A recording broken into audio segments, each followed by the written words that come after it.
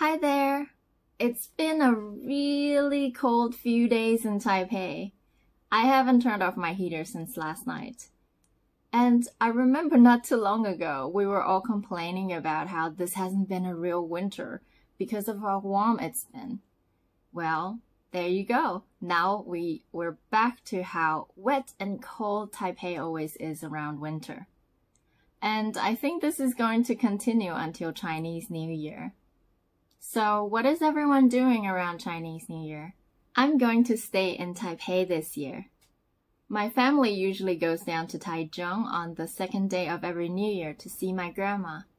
But she's going to come and stay in Taipei for a few days instead. That means we won't have to brave the traffic and the crowds this time.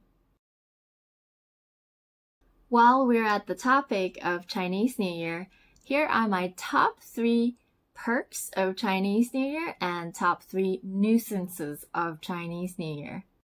Perk number 1, seeing relatives and friends. Now I know that a lot of you don't really enjoy this part about Chinese New Year, but in my family, we don't really see each other much during the year. Nowadays, everyone's really busy all the time. So this is sometimes the only time and the only chance I get to catch up with them and to know what's going on in their lives. And during Chinese New Year, I try to schedule as many meetups as possible with friends that I haven't seen for a while and to catch up. Perk number 2, 年糕, rice cake. I know it sounds a little bit childish because it's a dessert, but it's still my favorite food around Chinese New Year.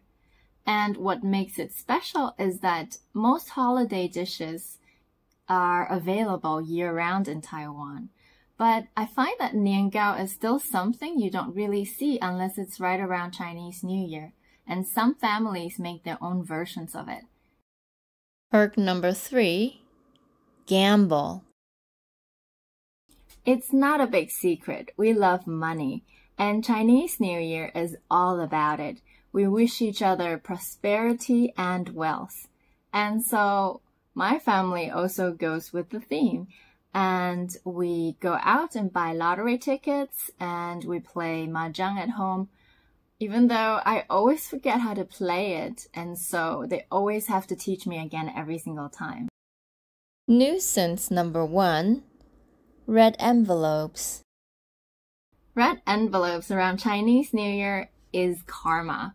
When you were a kid, you loved it because it was easy to get. You just say Happy New Year and some well wishes, and you get red envelopes.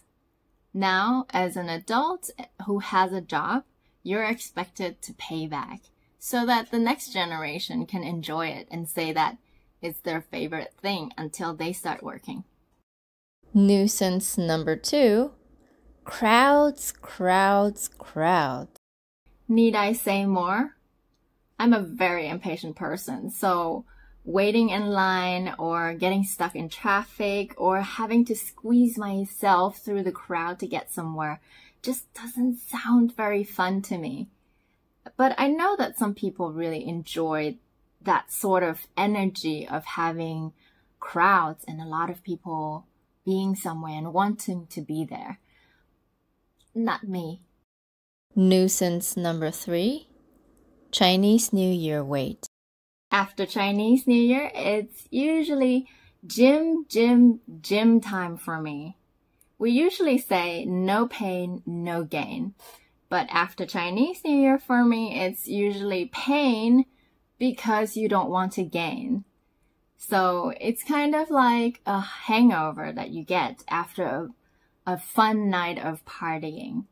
So payback time, in other words.